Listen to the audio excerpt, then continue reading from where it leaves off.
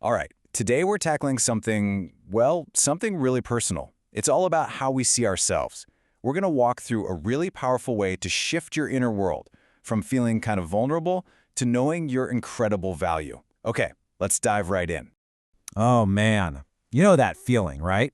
It's like you've got this giant internal spotlight, and it just magnifies every little mistake, every insecurity, every single thing you wish was different about yourself. It's such an uncomfortable place to be, and honestly, sometimes it's just plain overwhelming. Yeah, it's this sense that everyone can see you, but they're only seeing the parts you desperately want to hide. It can make you feel so fragile, so judged, and really alone. But here's the thing I want you to hear right now. You are so not alone in feeling this way. So you gotta wonder, why do we get stuck in that loop? Why is that inner critic so loud? Well, it turns out there's actually a scientific reason for it. Let's get into what's really happening inside our minds. Okay, so it actually has a name, negative self-bias. It's basically the official term for how our brains are kind of hardwired to zoom in on criticism and negative stuff, especially the things we tell ourselves. It's like our minds are Velcro for the bad stuff and Teflon for the good. And listen, this is so important to get. This is not a character flaw. Let me say that again. It is not some weakness in you. It's just a cognitive pattern. It's a common glitch in our wiring, and just recognizing that, that's the first huge step to changing it. Which brings us to the good part, the solution.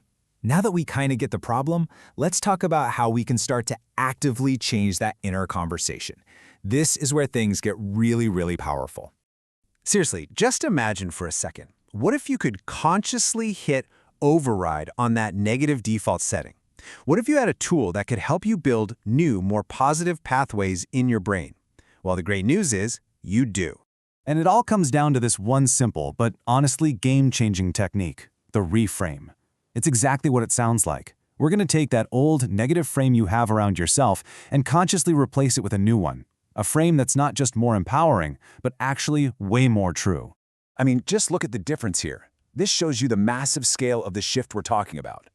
You're moving away from a story of feeling exposed and even forsaken, which is such a heavy word, right? Like you've been abandoned. And you're stepping into a completely different reality, one where you know that you are precious and loved. That's not a tiny adjustment. That is a total transformation. And look, I know this might sound a little feel-good, but this isn't just a nice idea. The power of this reframe is actually supported by two very different, but totally complementary sources, modern science and ancient scripture. It's pretty cool how they line up. This is what I find so fascinating. On one side, you have modern neuroscience that tells us positive verbal affirmations. That's literally just speaking truths out loud to yourself can physically rewire your brain. And on the other side, you have ancient wisdom that's been telling us for millennia about our built-in worth and value. Two totally different roads, leading to the exact same truth. The words you use for yourself shape your world. So how do we actually do it? It's way simpler than you think. It's really just a three-step process. First, you just notice. That's it. You catch that inner critic when it starts talking. Second, you consciously choose a different, truer thought to replace it with. And third, you state it. You say that new truth, maybe even out loud. Notice, choose, state. That's the whole practice. And when you start to practice this consistently, not just once, but over and over, you begin to build an entirely new reality for yourself. You literally move out of that old, painful story of being forsaken, and you step into the truth of being precious. And let's be really clear about something.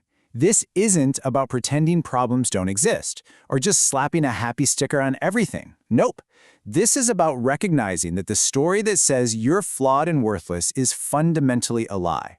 The whole goal is to replace that false narrative with what is actually deeply true. And this is the core truth. I just want you to let that sink in for a second. You are precious, honorable, and loved with an everlasting love. That one single sentence, it holds the entire reframe we're talking about. So let's break that down. Precious. What does that really mean? It means you are of immense value. Not because of what you do or what you achieve, but just because of who you are. Your value is built in. It's factory installed. And what about honorable? That means you are worthy of respect, period. It means that no matter what mistakes you've made, you have a fundamental dignity that can never, ever be taken away from you. And loved.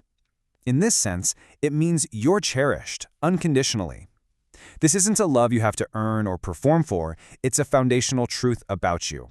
It's constant, it's secure, it's just there.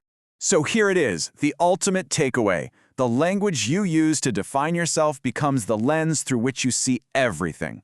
When you choose words like precious, honorable, and loved, you don't just change your mood for a second, you fundamentally change your entire experience of life.